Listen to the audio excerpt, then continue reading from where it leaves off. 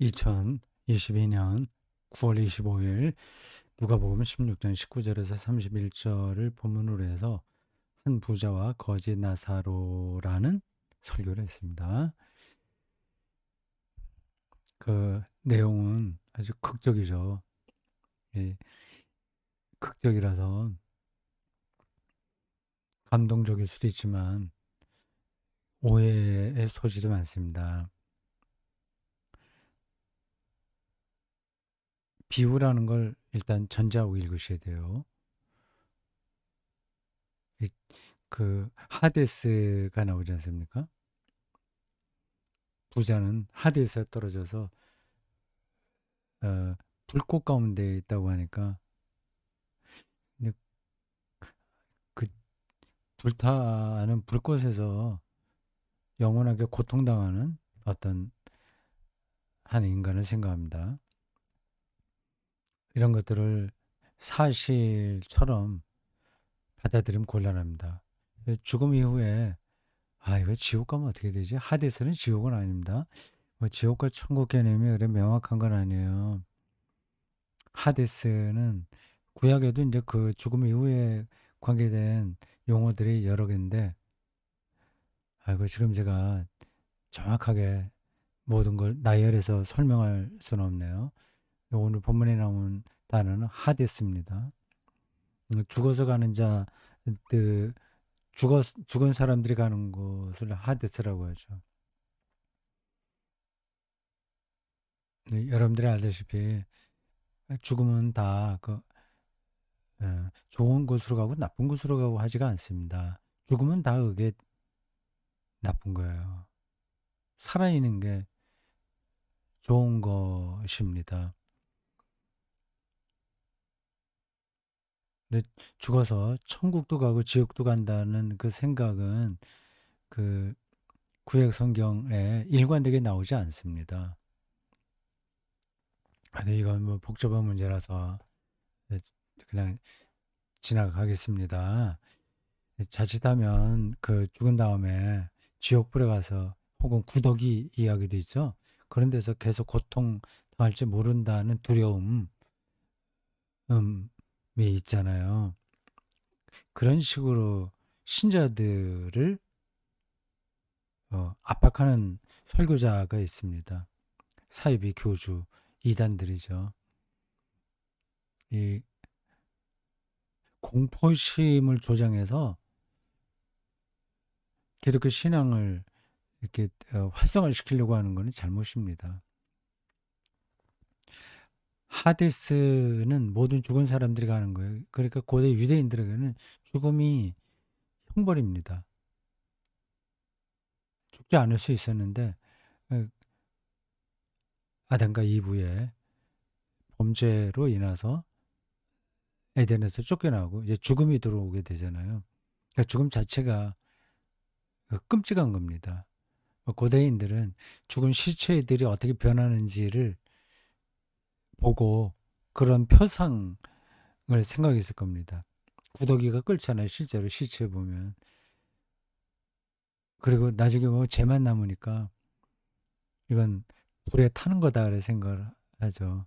그 몰골이 이상하잖아요. 죽은 사람 시체 말입니다. 이런 것들은 비유인데 그걸 아주 좀 생각이 짧은 사람들에게 사실인 것처럼 목사들이 설교하면 그건 소자를 실족하게 하는 겁니다.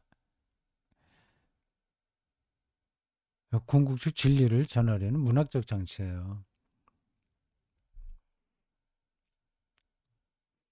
네, 이 비유의 핵심은 재물에 대한 탐욕이 우리 영혼을 어떻게 병들게 하는지에 대한 예수님의 가르침입니다. 그 성경에는 이런 이야기가 계속 나옵니다. 전체를 관통한다고도 볼 수 있어요. 바알 숭배가 바로 저런 재물에 대한 탐욕입니다. 네, 뭐 아주 몰상식하게 탐욕 한다는 것만을 가리키는 게 아니에요. 세련되게 탐욕을 부립니다. 사람은. 그리고 지금은 그걸 이 시대 정신이 더 자극하고요. 그리고 그게 이제 그럴듯하고요. 돈이 우리들을 굉장히 자극시키잖아요. 뭔가 뿌듯하게 만들지 않습니까? 그리고 옛날에 비해서 지금은 더 그 돈의 그 쓰임새가 넓죠. 그래서 실질적으로 어, 돈이 있을 때와 없을 때 살림살이가 옛날에 비해서 지금은 더 커집니다. 이게 문제입니다. 그 소유의 차이, 피무 차이야 없을 수 없는데 그게 더 확대된다고 하는 게 문제죠. 그러니까 사람이 좀 여유가 있다고 해서 재물에 대한 탐욕이 없어지는 게 아니에요. 그러니까 이건 정말 인간을 파괴하는 겁니다. 프로이트 같은 사람은 성이 리비도라고 해서 성적인 충동으로 인간이 산다고 얘기하는데 그 성보다도 더 강한 게 재물에 대한 탐욕이 아닐까요? 제가 보기엔 그렇습니다. 그게 우리의 영혼을 어떻게 병들게 하는가 하는 비유니까 비유는 비유로 읽어야죠. 근데 그거를 너무 자극적으로 설명을 함으로써 뭐 불꽃 가운데서 구더기 가운데서 고통당하는 그 죽음 이후의 삶을 아주 리얼하게 묘사하는 건 잘못된 겁니다. 음, 기독교 신앙을 그러한 두려움으로 몰아 그걸 이제 그걸 반대급부로서 말하는 건 잘못이에요. 사랑을 이야기해야 되지. 사랑 없는 게 지옥이지. 그, 그 지옥 뭐 하여튼 그 비슷한 개념들이 구약 성경에 물론 있어요. 뭐 신약에도 있죠. 근데 그거는 반대 개념입니다. 하나님의 사랑이 너무 크고 놀라우니까 그게 없으면 지옥과 같은 거죠. 그건 우리 일상에서도 비슷한 건 경험할 수 있어요. 이제 초등학교에 겨우 들어간 딸이 있는데 그 아이가 뭐 교통사고나 이런 걸로 죽었다고 해봅시다. 그럼 그 집안은 지옥입니다. 그 딸이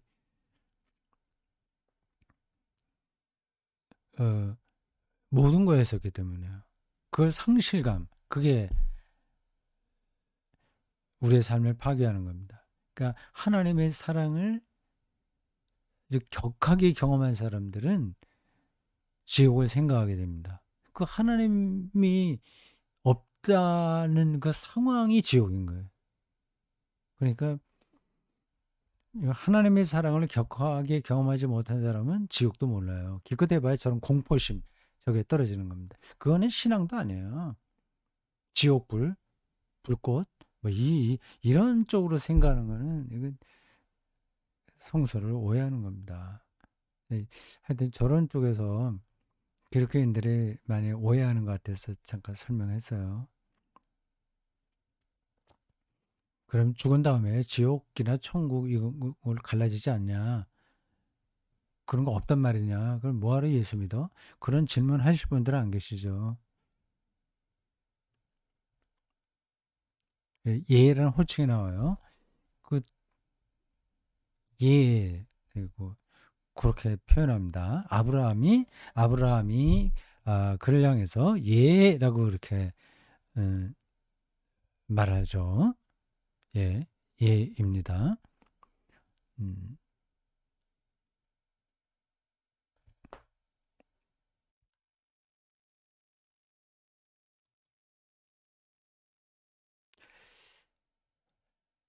예라고 하잖아요. 잠깐 제가 전화가 와서 약간 멈췄다가 다시 시작합니다. 그래서 좀 어색할 거예요.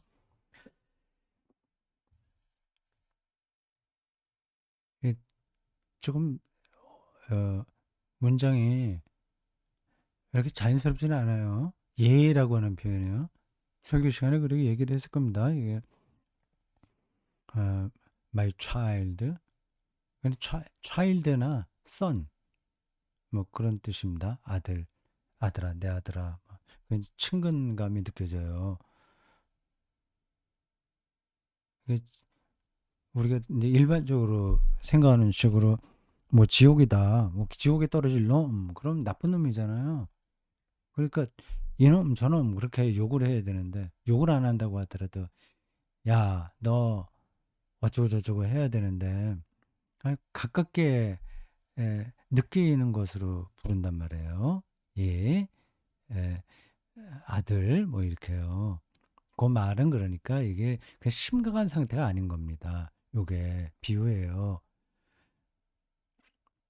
그러니까 이러한 비유를 너무 심각한 상황으로 어, 설명하면 안 됩니다. 여러분들도 어떻게 하면 지옥 갑니다. 거기서 고통당합니다. 물 한 방울도 입에 적시고 싶어서 못 견딥니다. 예수 잘 믿으십시오. 이렇게 가면 곤란한 거예요. 이건 이렇게 얘기할 수 있습니다. 내 딸아, 내 아들아, 네가 그렇게 살면 얼마나 영혼이 갈급하겠냐. 그 뜻입니다. 그건 아주 생생한 거예요. 지금도 그렇잖아요. 아들이나 딸이 있는데 좀 교회도 나오고 또 믿음 생활도 좀 해야 되는데 그 책도 좀 읽고 좀 정신 생활을 해야 되는데 계속 놀러만 다니고 돈만 밝히고 뭐 그런다면 자기 아들과 딸에게 얘야 그러면 되겠냐. 그러면 네 정신 세계가 어떻게 피폐해지는 거 아니냐. 이런 거에 따뜻한 말로 하는 겁니다. 음, 그럼 그렇게 한번 짚은 거예요. 이 비유가 16장 전체 주제와 관련이 있어요. 이 부자는 재물을 섬기는 방식으로 인생을 살아가는 사람을 대표합니다. 뭐 읽다 보면 다 들어오는 거예요. 그 나사로는 거짓 나사로는 반대로 하나님 외에는 전혀 도움을 받을 대상이 없는 사람을 대표하는 겁니다. 이 부자는 우리가 일반적으로 참, 참 잘났다. 돈도 많이 벌고 좋네. 인생 팔찌 폈다. 그렇게 생각하는 사람인 거고 나사로는 참 속된 표현 미안합니다. 인생 조졌다. 그렇게 볼 수밖에 없는 사람을 대표하는 겁니다. 비유가 이제 그게 그냥 다 나타나잖아요. 그 얘기를 하는 겁니다. 그건 우리의 일상의 문제예요. 우리에게 지금 그렇게 다 나타나잖아요. 이 부자는 그 재물에 기울어져 있으니까 이 본문에서 이 사람의 성품이나 인격이나 뭐 그런 것에 대해서 전혀 언급이 없어요. 지옥불에 가서 평생 영원하게 저렇게 고통당해야 될 사람이라고 한다면 좀 뭔가 문제가 있는 거를 얘기해야 되지 않습니까? 근데 본문은 그런 얘기 일절 없다니까요. 그 자기 아들, 자기 딸에게 하는 이야기하고 똑같은 거예요. 안타까운 마음으로 얘기를 하는 겁니다. 현실의 문제예요. 예. 그 죽음 이후의 문제는 여러분들이 음, 너무 아 뭐라고 해야 될까? 관심 없어도 된다는 뜻이 아니라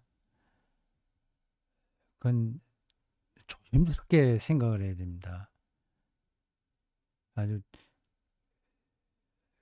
아주 그 간단하게 예수 믿지 않았으니까 지옥 가.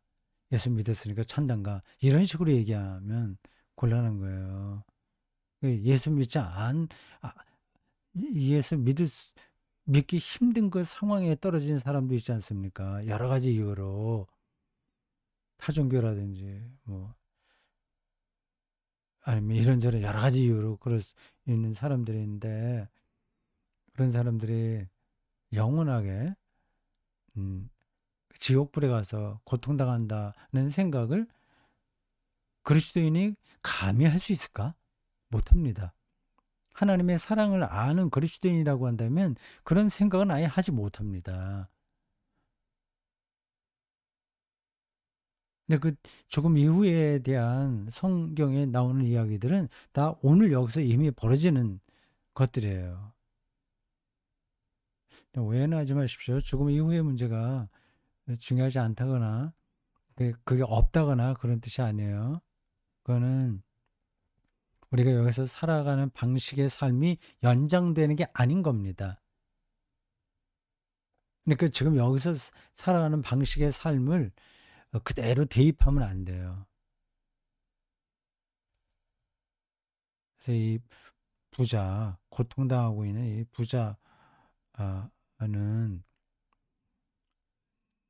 인격이 괜찮은지 아닌지 그 전혀 언급이 없어요.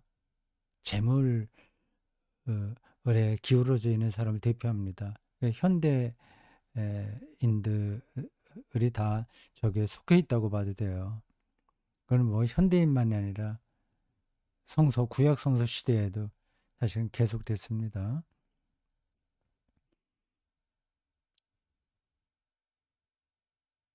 환상이라는 표현을 했는데, 이런 설교를 할 때마다 조금 머뭇거려집니다. 지금 이 현실 우리가 살아가는 세상에서는 이 재물이 절대적이지 않습니까? 그럼 저를 향해서, 그래, 그렇게 설교하고 있는 당신, 정말 가난하게 살 준비가 됐냐? 그것도 기꺼이 받아들이겠냐? 그래도 아무 걱정하지 않겠냐? 그리고 당신 딸들이 그렇게 가난뱅이로 살아도 되냐? 우리 질문 하시고 싶으신가요? 그 질문 물론 받아야죠. 저는 가난 예찬론자가 아닙니다. 가난 미학을 말하고 싶지도 않아요. 그 가난 미학이 있긴 있는데 그걸 그렇게 이상화하지 않겠습니다. 성경도 가난한 자가 복이 있다고 얘기했지만 가난 자체를 아름답게 말하는 건 아니에요.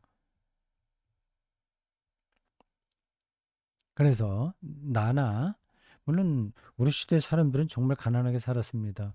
지금도 제가 그렇게 아, 돈이 많다고 생각하지 않습니다. 뭐 돈도 그렇게 없을 뿐더러 다른 사람에게 손 내밀지 않고 살 정도인 거죠. 목사로 살았기 때문에 그게 된 건 아니고 가, 예, 가족이 직장을 다녔기 때문에 그런 거죠. 근데 목사로 산 사람들은 중대형 교회 빼고는 다들 힘듭니다. 가난 자체를 제가 아름답다고 생각하지는 않는데 가난이 온다고 하더라도 받아들일 용기가 있냐? 당연히 있습니다. 당연한 거예요. 그리고 뒤에 설교 맨 뒤에 나오고 있지만 그 나사로의 영혼으로 살고 있습니다. 그러니까 모든 것들은 다 상대적인 거예요. 그러니까 없어져도 괜찮아요, 사실은요. 그러니까 없어져야만 하나님께 집중할 수 있습니다. 기본적으로는 그런 마인드입니다. 수도원 영성을 붙들고 살고 있어요. 실질적으로 그렇게 무소유로 사냐, 그건 아니지만 기본적인 태도는 그렇습니다. 그러니까 없어진다고 하더라도 불안한 게 없어요. 좀 불편하긴 하겠지. 그러나 그걸로 속상해하지는 않습니다. 여러분들도 다 저처럼 살 겁니다. 네, 현대인들은 뭐 옛날도 마찬가지지만 그 재물이 인간을 구원시킨다는 환상에 떨어져 있는 거예요. 이게 그렇지 않다고 하는 건 뭐 굳이 설교 시간에 얘기하지 않아도 알만한 사람들은 다 압니다. 이제 우리나라가 더 심한데 이런 얘기 나올 때마다 아파트 문제 거론하잖아요. 또 그게 소란스러워서 그렇습니다. 그리고 많은 사람들이 힘들게 하기 때문에 그래요. 몇 년 동안 아파트 값이 뭐 50% 뛰고 어떤 데 뭐 두 배로 뛰기도 했다고 하잖아요. 나라가 두 동강 날 것 같고 이제 또 막 떨어진다고 해서 야단이고 말이죠. 그리고 뭐 이건 여담인데 뭐 20평이나 30평 정도밖에 안 되는 아파트가 20억씩 된다는 게 이게 말이 되나요? 서울의 어느 지역에는 그런 것 같더라고요. 또 뭐 개발 지역에 있는 아파트들은 아주 낡았는데도 그렇게 값이 나간다고 하네요. 근데 이제 그 값 자체도 이해할 수 없지만 그걸 누가 살까? 20억짜리 아파트를 누가 살까? 그게 이해가 안 되는 겁니다. 한 달에 300만 원씩 저금한다고 쳐도 그럼 저금 많이 하는 거잖아요. 중산층 이상이 돼야 아껴 쓰면서 그래야 하는데 그러면 1년 지나면 4천만 원 정도 저금하겠네요. 넉넉 잡아서 5천만 원 1년 저금한다고 합시다. 뭐 연봉이 1억 정도 되는 사람들이 있으니까 아껴 써갖고 5천 저금하면 10년 하면 5억이에요. 10년 하면 5억. 이 10년 하면 10억밖에 안 되잖아요. 그 20억이 되려면 40년 모아야 됩니다. 그 뭐 살림살이하고 아이들 교육시키고 뭐 이렇게 하면서 40년 동안 이렇게 모아갖고 20억짜리 아파트 산다? 이건 현실적이지 않은 얘기죠.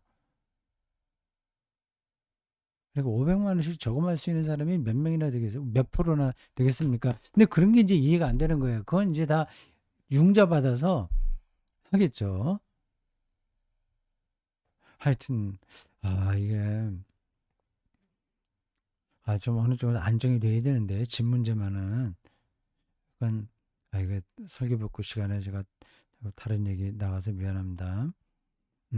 방법은 하나밖에 없어요. 그리고 아마 그 정치인들이나 웬만큼 생각 있는 사람들은 다 알 겁니다. 그 좀 사람이 살 만한 정도 크기의 아파트를 장기로 대여하는 그걸 뭐라고 그러죠? 하여튼 그런 것들을 좀 많이 짓는 겁니다. 그건 너무 이상적인 얘기인가요? 그렇게 해서는 사람들이 만족하지 못할까요? 일단 집을 자기가 산다, 거주한다는 개념이 아니라 투자한다는 개념으로 생각하기 때문에 그런 게 인기가 없을까요? 하여튼 뭐 그렇습니다. 자, 아파트 문제도 들어갈 때만 기분이 살짝 좋지. 그 안에 들어가서 좀 있으면 매일 똑같은데, 매일 똑같은 아파트 좋은 데 들어가 봤자 다 시시해집니다. 다 아는 얘기예요. 거기서 또 싸우고, 또 지루해야 하고, 또 두리번거리고, 그렇게 살지 않습니까? 그럼 환상인 거죠. 저기 재물을 통해서 뭔가 내 삶이 윤택해지겠거니 하는 거죠. 이건, 괜히 공자말 같은 얘기해서 미안합니다. 이 부자의 상황은 현재 우리의 삶을 얘기합니다. 이 지옥이에요, 지금. 그런 영화도 있었잖아요. 지옥? 지옥 맞죠? 예. 이거 어떻게 나타나는지 뭐 영화에도 나왔는데 저는 못 봤습니다. 뭐 그냥 들은 풍월로도 어떤 얘기를 하려는지는 알겠어요. 뭐 그것만이 아니라 그 초등학교 1, 2학년 아이들이 학교 갔다 와서 학원을 몇 개씩 뺑뺑이 돌듯이 하잖아요. 그 지옥 아닌가요?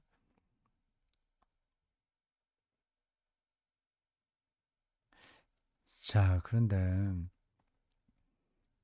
물질 숭배적 삶이 해결되기가 너무 어렵습니다. 지금 우리는 이 자본주의가 마치 중국 속담에 나오는 다음과 같은 이야기하고 비슷한 거예요.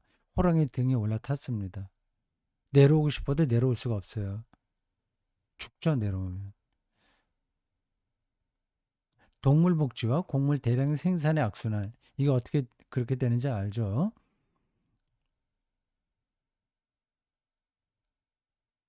동물 복지와 동물 복지 문제와 곡물 대량 생산, 그 곡물을 많이 생산해야 소나 돼지를 값싸게 키울 수 있는 겁니다. 그리고 복지를 생각하지 않는 거죠. 복지라는 동물 동물 복지라는 말보다도 동물 먹이인가? 하여튼 악순환이 있어요. 그걸 내가 어떤 의식이 있는 일반 사람이 막아야지 생각하고 이제는 좀 비싼 돈을 비싸게 주고 삼겹살도 먹고 뭐 소고기도 사 먹겠다. 그거 할 사람들이 몇 명이나 되겠습니까? 더 비싸져야만 동물 복지를 생각할 수 있거든요. 하여튼 뭐 그렇습니다. 이게 어떻게 해결할 수가 없어요.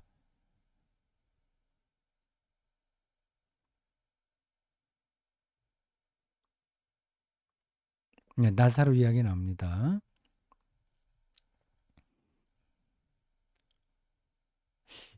이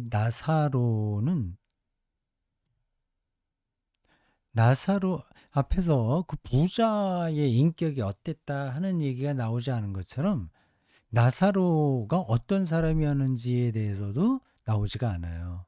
좀 착했다든지, 어, 다른 동물들과 친하게 지냈다든지, 아니면 기도를 많이 했다든지, 뭐 성경을 많이 읽었다든지, 뭐 그런 전혀 저 사람이 어떤 인물인지 알 수 있는 정보가 전혀 없습니다. 부자도 그렇고요. 그러니까 나사로가 착했기 때문에 아브라함 품에 안긴 게 아니에요. 부자가 악한 인간이기 때문에 그렇게 고통당한 게 아닙니다.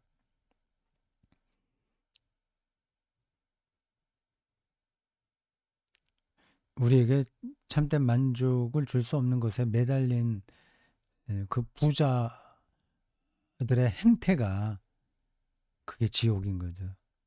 그 여러분들이 이건 실감 안 하실 거예요. 아이, 그건 너무 지나치다. 너무 종교적이다. 전혀 그런 게 와닿지 않을 수 있습니다. 돈 많으니까 좋기만 하대 생각할 수 있어요. 예, 그건 뭐 충분히 전달됐다고 봅니다. 이 나사로에 대해서도 어떤 그 성품이 어떻다든가 그런 발언이 하나도 없습니다. 다만 위로받을 대상이 없었던 거예요, 이 사람은. 하나님, 하나님만 저 사람이 나사로가 믿었다 그런 말은 없어요. 유추해서 볼 때 그런 겁니다. 앞에서 아브라함이 한 이야기요. 쭉 고생했으니까 어디죠? 예, 예. 난 살았을 때 좋은 것을 받았고, 그러니까 위로받을 때 많이 있었지. 그러니까 너는 하나님에게 관심이 없게 돼. 나사로는 고난을 받았으니까. 그러니까 위로받지를 못했잖아요. 그러면 사람은 뭔가를 희망하게 되거든요. 뭔가는 위로를 받아야 되잖아요. 하나님에게 갈 수밖에 없는 겁니다. 저 사람은.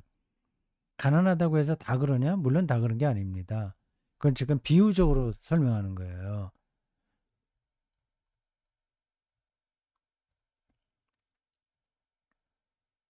욥과 같은 거죠. 욥.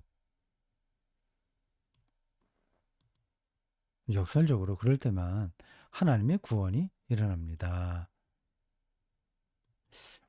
요거를 제가 그 시간에 한마디 하고 지나가긴 했는데, 아, 전달이 잘 안 될 수 있겠다는 생각이 들었습니다. 아무에게도 위로받을 수 없을 때에 하나님의 구원이 일어난다고 하는 겁니다. 그게 마른 거를 뜻하는데 실제로 그러냐? 그런 질문이 가능해요. 위로를 전혀 받을 데가 없다면 완전히 자포자기하잖아요. 왜 내 인생이 이렇게 구겨졌지? 하고 완전히 어, 저 나락으로 절망하고 떨어질 텐데 어떻게 거기서 구원이 일어나지? 여러분, 난 그럴 때 구원이 발생한다는 말을 받아들입니다. 그리고 동의합니다. 다른 위로는 지나가는 거예요. 하나님은 늘 준비하고 계세요.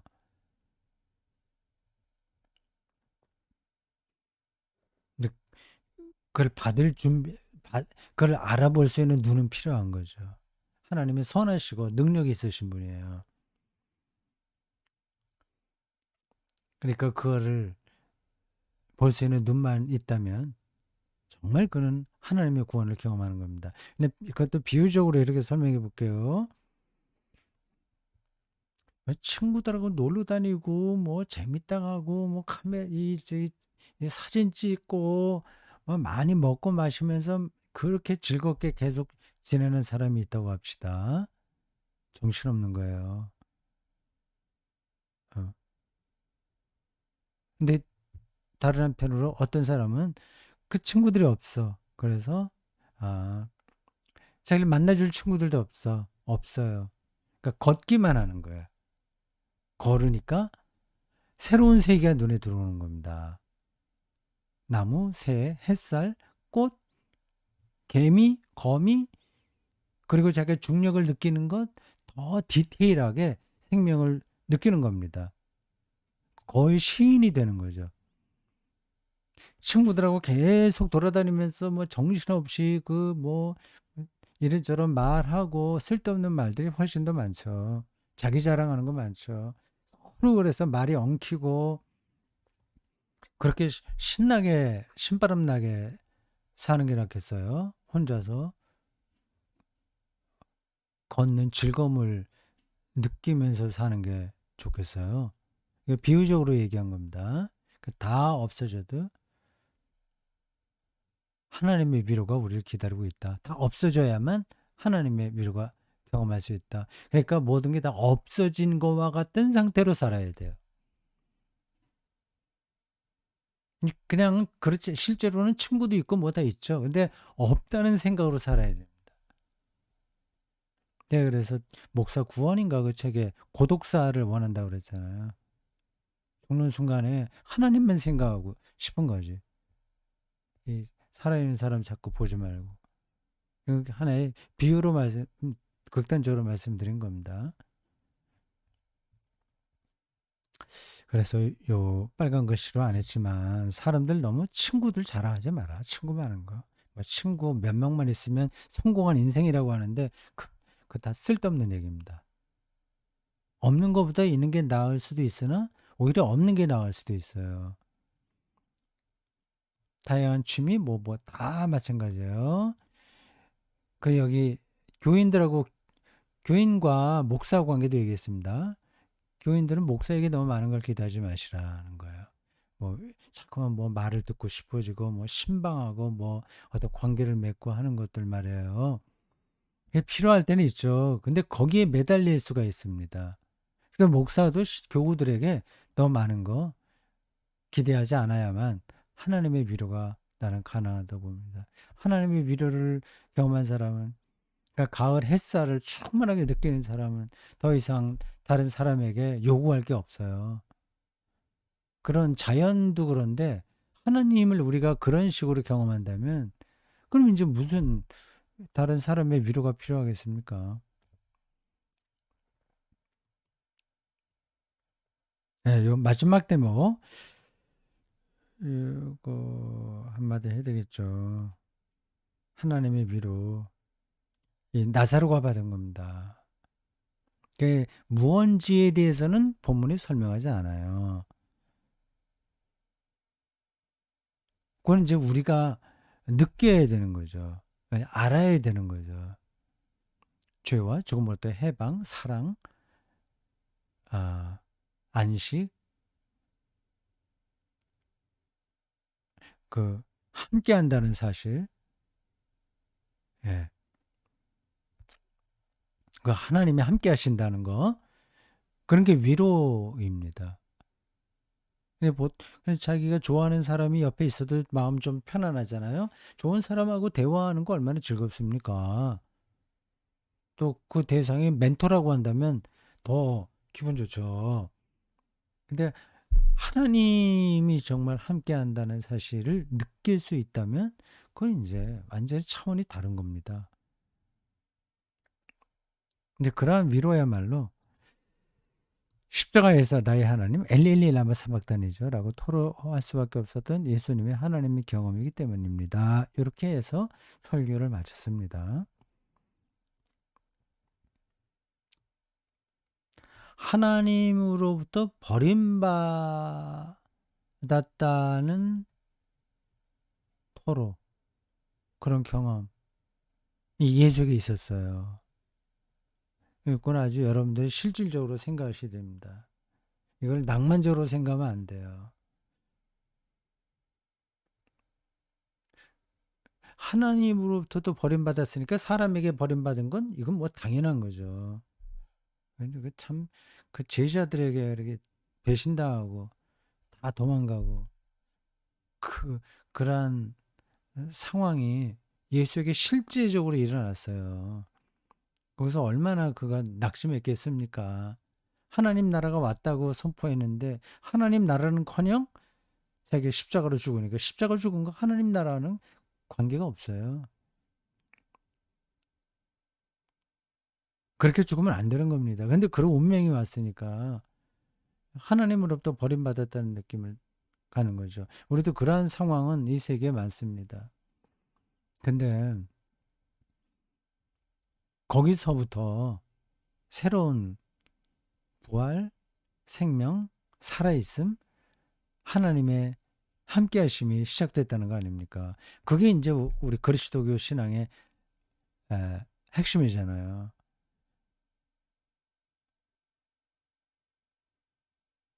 이런 것도 실감하기 어려울 겁니다. 본인들이 느껴지지 않으니까. 아니, 우리 뭐 친구도 많고 가족도 많고 재밌게 사는 거 참 좋은데 그럴 때만 우리가 하나님이 함께 하신다는 느낌이 드는데 저렇게 하나님으로부터 버림받고 사람으로부터 버림받은 우리가 정말 두려워하는 그러한 삶에서 어, 하나님의 위로가 주어진단 말이야. 도대체 이게 오지 않, 감이 안 잡히는 겁니다. 예? 이걸 어떻게 하죠? 우리는 어, 그리스도교 신앙을 거꾸로 생각하고 있는지 몰라요. 저런 경험이 없으니까. 자, 오늘 여기까지 하겠습니다. 수고했습니다. 중단하고요. 요즘 날씨가 좋죠? 가을 시작했습니다.